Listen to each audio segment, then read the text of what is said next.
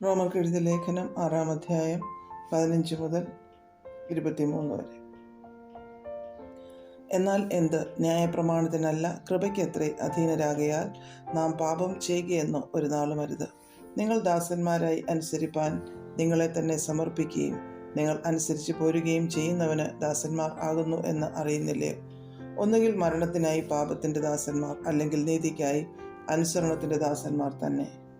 എന്നാൽ നിങ്ങൾ പാപത്തിൻ്റെ ദാസന്മാർ ആയിരുന്നുവെങ്കിലും നിങ്ങളെ പഠിപ്പിച്ച ഉപദേശരൂപത്തെ ഹൃദയപൂർവ്വം അനുസരിച്ച് പാപത്തിൽ നിന്ന് സ്വാതന്ത്ര്യം ലഭിച്ച് നീതിക്ക് ദാസന്മാരായി തീർന്നതുകൊണ്ട് ദൈവത്തിന് സ്തോത്രം. നിങ്ങളുടെ ജഡത്തിൻ്റെ ബലഹീനത നിമിത്തം ഞാൻ മനുഷ്യരീതിയിൽ പറയുന്നു. നിങ്ങളുടെ അവയവങ്ങളെ അധർമ്മത്തിനായി അശുദ്ധിക്കും അധർമ്മത്തിനും അടിമകളാക്കി സമർപ്പിച്ചതുപോലെ ഇപ്പോൾ നിങ്ങളുടെ അവയവങ്ങളെ വിശുദ്ധീകരണത്തിനായി നീതിക്ക് അടിമകളാക്കി സമർപ്പിപ്പിൻ.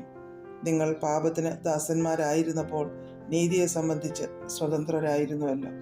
നിങ്ങൾക്ക് അന്ന് എന്തൊരു ഫലം ഉണ്ടായിരുന്നു! ഇപ്പോൾ നിങ്ങൾക്ക് ലജ്ജ തോന്നുന്നത് തന്നെ അതിൻ്റെ അവസാനം മരണമല്ലോ. എന്നാൽ ഇപ്പോൾ പാപത്തിൽ നിന്ന് സ്വാതന്ത്ര്യം പ്രാപിച്ച് ദൈവത്തിന് ദാസന്മാരായിരിക്കാൻ നിങ്ങൾക്ക് ലഭിക്കുന്ന ഫലം വിശുദ്ധീകരണവും അതിൻ്റെ അന്തം നിത്യജീവനുമാകുന്നു.